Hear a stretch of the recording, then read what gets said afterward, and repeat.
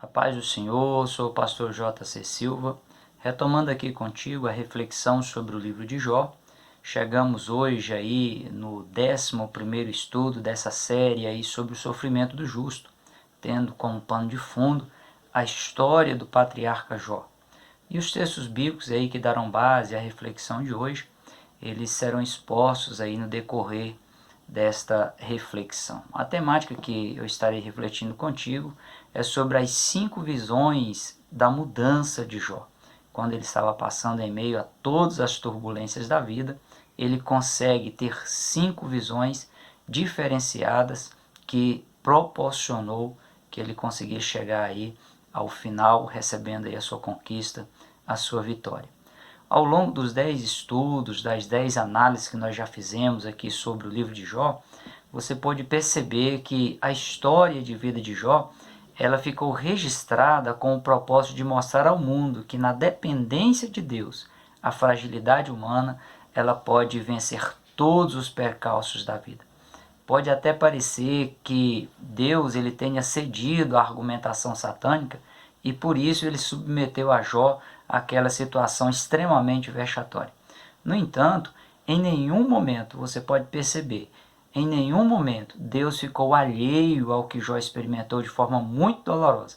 Mas Deus capacitou Jó para suportar, para superar e sair daquela situação ainda mais forte e ainda mais influente. Satanás ele se utilizou aí de 2 argumentações principais para questionar a integridade e a retidão de Jó, questionar o seu temor a Deus e a sua sabedoria para se desviar do mal. Primeiramente, Satanás acusou Jó de servir a Deus apenas por interesses materiais e financeiros, e que caso fosse retirado a sua riqueza, Jó ele blasfemaria, abandonaria a Deus sem pensar 2 vezes. Depois, Satanás acusou Jó de ainda servir a Deus somente porque tinha saúde, já que, segundo Satanás, tudo que o homem tem daria por sua vida. Segundo Satanás, caso Jó perdesse a saúde, prontamente ele iria aí blasfemar contra Deus. De certa forma, há um fundo de verdade nessas declarações feitas por Satanás em relação ao ser humano, pois, apesar de não ser uma regra geral, infelizmente, muitas pessoas servem a Deus apenas por questões financeiras, pois acreditam ser um bom negócio, ser lucrativo, ostentar aí o título de que serve a Deus. Também há aqueles que, ao menor problema, se põem a blasfemar contra Deus. Lamentavelmente, existem pessoas que vendem a alma a Satanás por questões mínimas, ou se põem a queixar contra Deus, até mesmo por questões banais, consequências inevitáveis das próprias escolhas pessoais.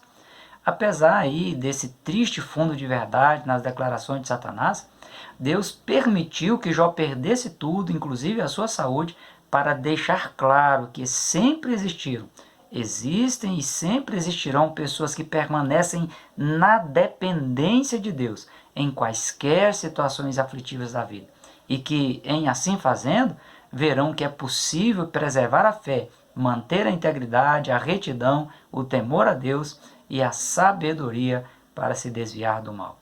Isto ficou tacidamente comprovado na resiliência demonstrada por Jó em preservar a sua fé e sua comunhão com Deus intactas, na sua disposição em interceder a Deus por seus amigos acusadores e também na forma como os amigos acusadores de Jó se dispuseram a obedecer às orientações divinas, retornarem à presença de Jó com animais para serem aí oferecidos como sacrifício no momento em que Jó estaria intercedendo diante de Deus por eles. Nesse fato, ressalto aqui outra questão marcante, dado ser impensável, principalmente na cultura da época de Jó, um leproso oferecendo a Deus sacrifícios e sendo aceito por Deus. Isso prova que é plenamente possível, desde que a pessoa preserve a sua retidão, sua integridade, seu temor a Deus e sua sabedoria para se desviar do mal. É plenamente possível que mesmo nas mais profundas situações aflitivas da vida, essa pessoa ela pode se colocar diante de Deus em oração e ela será aceita por Deus. É plenamente também possível vencer desde que você permita que Deus esteja no controle da situação e te conduza em meio aos vendavais da vida, para te entregar aí, ao final, a vitória nas suas mãos. Sem dúvida, como bem escreveu Salomão, há tempo de chorar, mas também há tempo de sorrir. Há tempo de prantear, mas também há tempo de fazer festas. O hipocampo de Jó, ele decidiu impedir que aquele momento catastrófico guiasse seu futuro. Decidiu também que o caos não iria arrebatar a sua vida. À luz das Escrituras, os que se encontram quase mortos, como o caso de Jó, ao preservarem sua fé em Deus, sempre serão surpreendidos pelo dom da vida.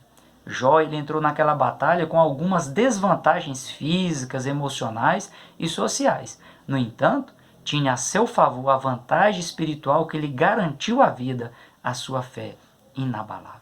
Jó, ele tinha convicção de que, apesar de suas desvantagens, não iria morrer. Ele perdeu até mesmo a companhia de seus amigos acusadores, mas manteve uma fé em Deus fora do comum. O que aconteceu com Jó estava totalmente fora da lógica humana. Aliás, a lógica humana não fez parte da história de Jó. E nem precisava, pois Deus tinha aí uma outra história para a vida de Jó. E essa outra história, essa nova história, extrapolava em muito a lógica humana. Isso porque Deus tem uma visão do sofrimento totalmente diferente da visão humana. O homem vê dor na própria dor. Deus, ele olha a dor e vê na dor força, fé e superação de vida. Deus levou e esteve com Jó no caos para depois reescrever a sua história. Deus reafirmou o dom da vida quando ele levantou Jó das cinzas. É bem verdade que quando uma pessoa ela se envolve em um conflito de forma intensa, essa pessoa corre o risco de perder as suas forças. Mas é nos momentos de extrema fragilidade que a pessoa deve olhar para dentro de si mesma e perceber quem ela realmente é e reconhecer que sem Deus inexiste saída. Essa descoberta é a oportunidade que a pessoa precisa para começar a confiar em Deus e recomeçar superando os conflitos da vida. Jó, quando descobriu que suas habilidades, sua influência, sua família e seus amigos não poderiam lhe oferecer solução viável, ele começou a ter visões que mudaram a sua vida para sempre. Mergulhado na dor emocional, na dor psicológica, física e espiritual, Jó teve a visão da existência de Deus.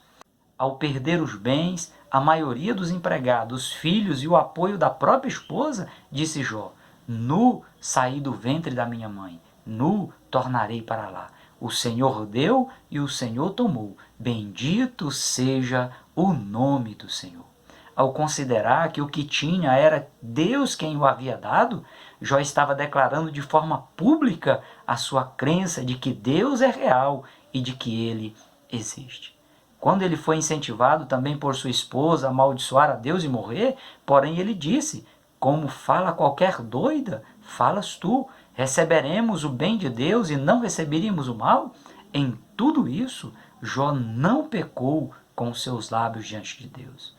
Ao ser exortado aí por Elifaz a buscar a Deus, Jó ele deixou claro que ele estava buscando e que o seu maior desejo era se apresentar diante de Deus. E ele bradou dizendo: quem me dera que se cumprisse o meu desejo e que Deus me desse o que eu espero. Ao se defender das acusações de Zofar, que na sua argumentação acusatória ele escorreu sobre a sabedoria de Deus, exortou a Jó a se arrepender dos seus pecados que o haviam colocado naquela situação, Jó uma vez mais ele deixa evidente a sua crença na existência de Deus e diz: quero me defender diante dele. Ao se queixar aí da obstinação dos seus amigos em acusá-lo e imputá-lo algum tipo de pecado, Jó se mostra tão convicto da existência de Deus que chega a afirmar: mesmo depois de consumida a minha pele, em minha carne eu verei a Deus. Vê-lo-ei por mim mesmo, e os meus olhos e não outros o verão, e por isso o meu coração se consome dentro de mim. O comportamento de Jó, ele foi o oposto do que normalmente se vê em alguém que esteja vivendo às margens da sorte, sem os cuidados de um Deus vivo, dinâmico e eficiente. Pode-se observar ao longo do livro de Jó que em todas as falas de Jó em relação a Deus, ele o faz de maneira muito consciente, apesar de às vezes se mostrar aí à beira do desespero. O que fica evidente em todo o tempo é que Jó é totalmente consciente que Deus existe. Caso essa não fosse a visão de Jó, ele se recusaria até mesmo mencionar o nome de Deus, como tantas vezes o fez. Este é um fato motivador, pois a todo instante Jó se mostra totalmente dependente desse Deus vivo, que pode intervir, interferir e mudar a sua situação.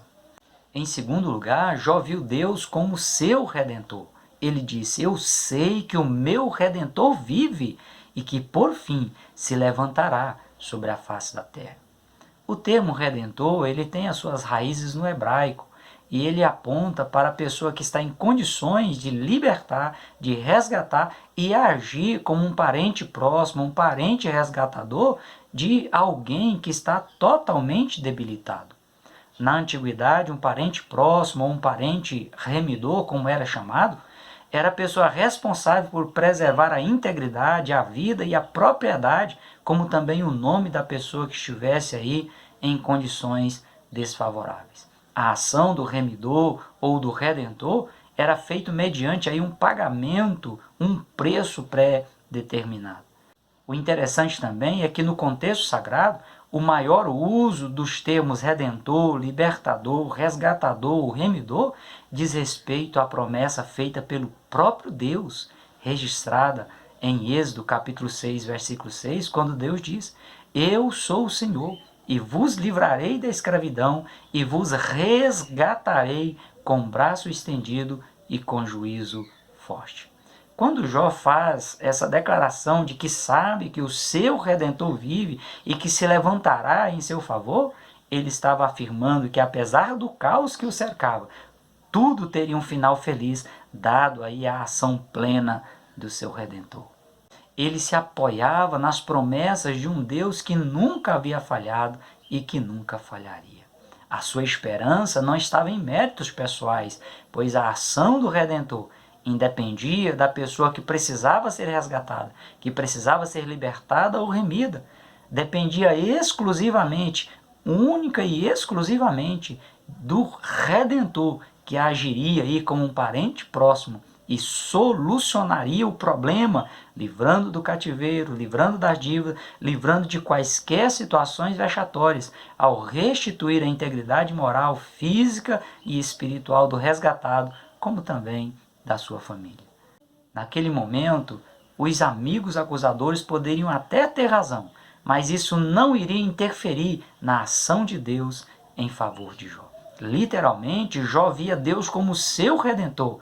Ele acreditava e esperava por isso. Em terceiro lugar, Jó viu Deus se levantar em seu favor. Jó número 38, verso 1, diz que o Senhor respondeu a Jó no meio de um redemoinho. De onde menos se esperava, Deus surgiu para mudar a história de Jó. É como se Deus dissesse a Jó: as pessoas olham para a sua vida e visualizam apenas redemoinhos, turbulências e tempestades, mas é daí que eu suscitarei vida. O que aconteceu em Jó número 38, verso 1, Jó ele já vinha demonstrando e visualizar nos relatos anteriores, era o que ele mais desejava na vida. E quando isso lhe aconteceu, quando isso se concretizou aí diante dos seus próprios olhos, ele exclamou em Jó número 42, versos 2 e 5. Bem sei que o Senhor tudo pode, e nenhum dos teus pensamentos pode ser impedido. Agora te veem os meus olhos. Essa visão tida por Jó se tornou um marco para ele. Daquele momento em diante, tudo se tornou diferente. Por vezes, Deus se levanta para atender o clamor de uma pessoa, mas ela continua insensível. Se recusa a utilizar os olhos da fé e ver Deus agindo em seu favor. simplesmente porque Deus se manifesta ou fala de uma forma não convencional, diferente do jeito ou da maneira que a pessoa esteja esperando.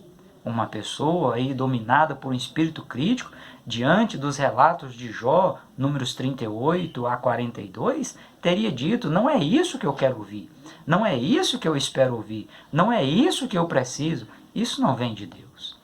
A forma de Deus se levantar em seu favor pode não ser a forma que você esteja esperando, a forma que você acredita que Deus vai fazer. No entanto, é a melhor forma para Deus honrar a sua fé viva e inabalável nele. Cuidado aí para você não fechar os olhos para a maneira de Deus agir em seu favor. Em quarto lugar, Jó viu Deus curando a sua terrível enfermidade. O Senhor aceitou a oração de Jó. Depois que Jó orou pelos seus amigos, o Senhor mudou a sorte de Jó e tornou novamente próspero, lhe dando em dobro tudo quanto ele tinha antes. O inacreditável aconteceu. Ninguém, além de Jó, acreditava que as coisas mudariam de rumo. O que Jó experimentou não foi por ouvir história de outras pessoas, mas aconteceu com ele ao vivo e a cores. Se alguém pudesse perguntar a Jó o que você acha de tudo que está acontecendo com você, com certeza ele diria: valeu a pena esperar em Deus, pois ele sempre permanece fiel. Por último, Jó viu Deus o levantando do pó para que ele pudesse viver uma linda história ao recomeçar de novo. Jó número 42, versos 11 a 13 e verso 15 e 16 diz que então vieram a ele todos os seus irmãos e todas as suas irmãs, e todos quanto dantes o conheceram, e comeram com ele pão em sua casa, e condoeram dele, e consolaram de todo o mal que o Senhor lhe havia enviado. E cada um deles lhe deu uma peça de dinheiro, e cada um pendente de ouro.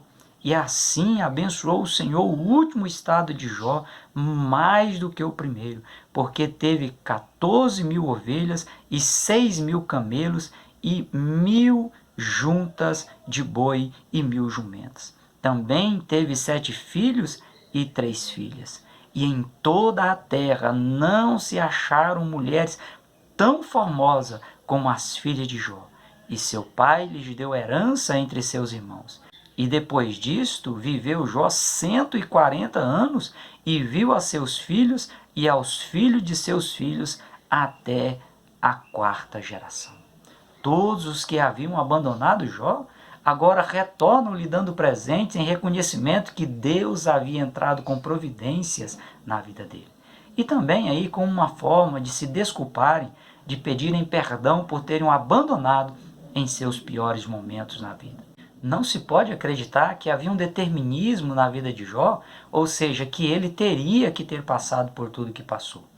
Apesar dos estudos da biologia molecular mostrarem que o código genético seja algo impossível de ser alterado, que ninguém consegue mudar a cor da pele, dos olhos, a altura ou outras características após o nascimento, esse determinismo no código genético se limita ao contexto hereditário, pois a genética nunca determina a história final de uma pessoa. Ainda que os traços genéticos exerçam forte influência na vida de uma pessoa, ainda que as maldições dos pais acompanhem os filhos até a 3ª e 4ª geração, ainda que as bênçãos na vida dos pais acompanhem os filhos até 1.000 gerações, cada pessoa é que define o seu futuro, é quem traça os seus caminhos, com base aí nas escolhas pessoais tomadas pelo seu hipocampo.